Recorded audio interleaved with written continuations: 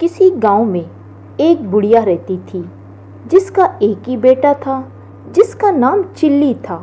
वो बहुत कामचोर, बेवकूफ़, सुस्त और काहिल था। उसे बस एक ही काम आता था, शेखी बगारने का। जहाँ चंद लोगों को इकट्ठा बैठे देखता, उनके करीब जाकर खुद भी बैठ जाता और उन्हें गुफ्तगू का मौका दिए बगैर अपने झूठे कारनामे बयान करने लगता। गांव के लोग उसकी इस आदत से बहुत तंग हो चुके थे। उन्होंने उसका नाम शेख चिल्ली रख दिया। वो अपने नाम की तरह बड़े बड़े ख्याली मंसूबे बनाता, लेकिन किसी पर अमल नहीं करता। एक दिन उसके ख्याली पुलाव पकाने की आदत से चिढ़कर एक शख्स ने उससे कहा, शेख साहिब, आप इतने बड़े मंसूबे क्यों बनाते हैं? आपने सिर्फ एक हफ्ते बाद इस दुनिया से कूच कर जाना है। अपनी मौत का ख्याल करें।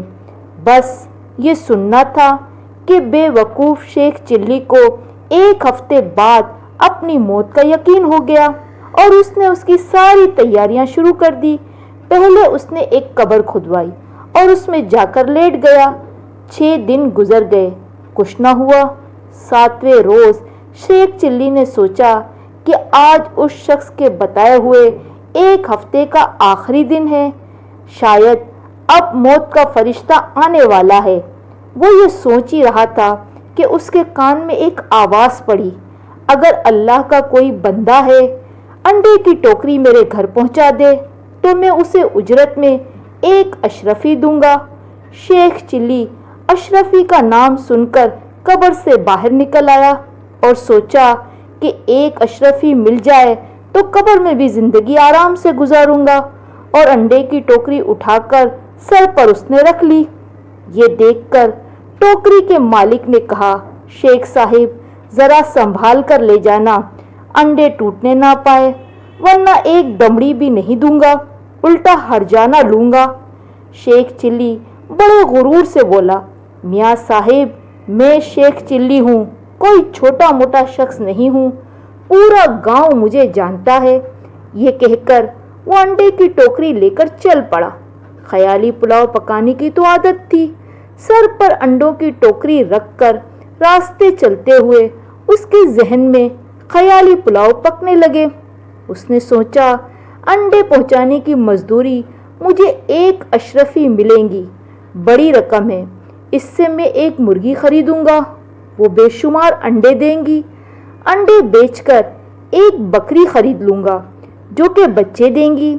बकरी के बच्चे बेचकर एक गाय ले लूंगा, वो गाय मुझे दूध देंगी। मेरे बच्चे मुझसे दूध मांगेंगे तो उनसे मैं कहूँगा, ये लो दूध। इतना कहते हुए उसने टोकरे पर से दोनों हाथ हटा लिए, जिसकी वजह से वो टोकरा ज़मीन पर जा पड़ा और सारे अंडे टूट गए। अंडे के मालिक ने जब यह मंजर देखा तो वो आह व बका करने लगा और बोला, हाय मेरे अंडे। दूसरी तरफ शेख चिल्ली रोते हुए दुहाई दे रहा था, हाय मेरे बच्चे। दोनों की आहवजारी सुनकर लोग जमा हो गए और शेख चिल्ली की बात सुनकर उसे बावर कराया कि तुम्हारी तो शादी भी नहीं हुई, बच्चे कहाँ से आ गए जो तुम उसकी फिक्र में रो रहे हो? हाँ, तुम अब ये सोचो कि अंडे के मालिक को जो तुमने नुकसान दिया है उसका हर्जाना तुम्हें देना पड़ेगा।